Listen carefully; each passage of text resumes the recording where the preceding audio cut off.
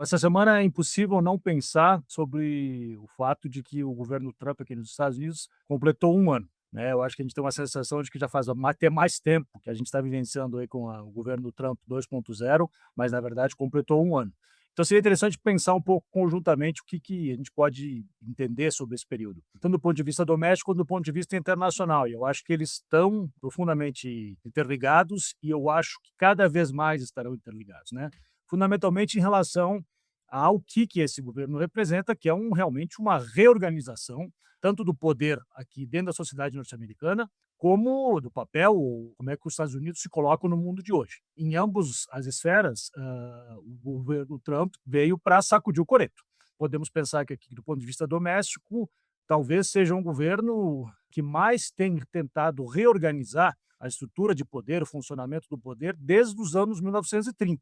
Mas se nos anos 30, lá na época da depressão, houve uma reorganização para poder dar mais poderes para o governo federal, para o executivo, intervir na economia, regular a economia e mais amparo social para as pessoas que estavam desempregadas e tentar reativar a economia norte-americana, o que vemos hoje é exatamente uma direção oposta. Quer dizer, oposta em parte, né? Porque é uma centralização do poder, claramente nas mãos do executivo. O Trump tem forçado a barra com isso, perseguido a oposição, tem aparelhado estruturas, agências do Estado, tem demitido funcionários que ele vê como opositores dentro do Estado norte-americano, tem indicado pessoas profundamente alinhadas com ele, e até o momento o Congresso mais ou menos que aceitando isso, né, e a própria Suprema Corte também vai confirmar muito esse processo. Então, uma direção de centralização, numa lógica muito autoritária até, e aí isso eu acho que cada vez mais também tem esse lado internacional.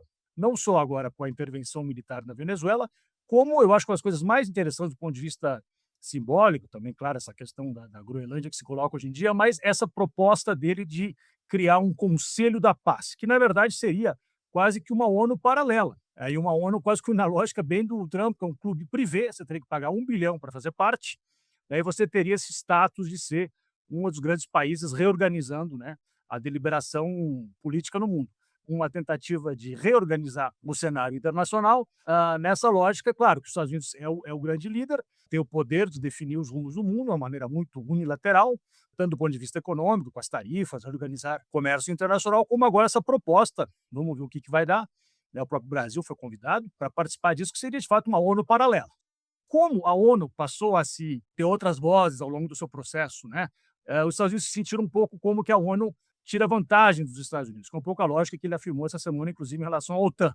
Nós nos damos o direito de sermos a potência única e a potência, né, sem paralelos. Nós reorganizamos o mundo de acordo com os nossos interesses, a nossa visão, e os outros países têm que vir junto. Podem vir junto de maneira como convidado e fazer parte desse Conselho Internacional da Paz, ou a reboque, né, a gente vai forçar que eles aceitem os nossos desígnios geopolíticos.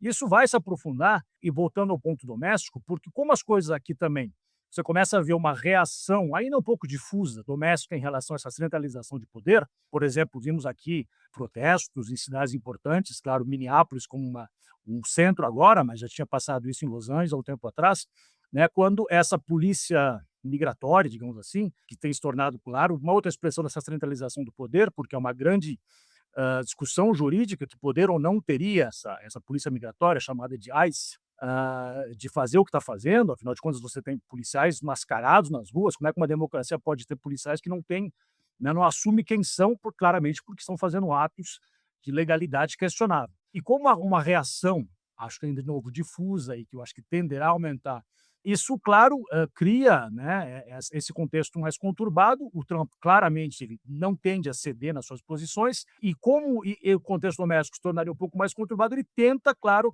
tirar um pouco o foco disso com ações internacionais. Uma coisa alimenta a outra.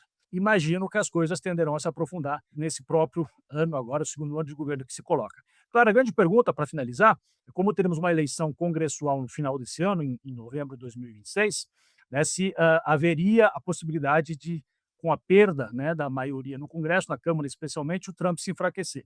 A grande pergunta é se, de fato, os democratas terão capacidade de se organizar e as eleições serem, de fato, ah, né, conduzidas de uma maneira democrática, que poderiam levar a oposição a ter essa maioria na Câmara. Isso são perguntas que ainda não temos muito claro o que vai acontecer. Nesse cenário, poderia haver também esse próprio processo de aprofundamento, né, dessas ações violentas, tanto do ponto de vista doméstico como internacional, para, claro, se arvorar como o grande ator, defensor de tudo, e os democratas como tentando negar o poder que é necessário para os Estados Unidos, tanto do ponto de vista doméstico para manter a paz, esse argumento, manter a paz nas cidades, como do ponto de vista internacional, os democratas sabotando o que o país, os Estados Unidos, deveriam de fato fazer no mundo.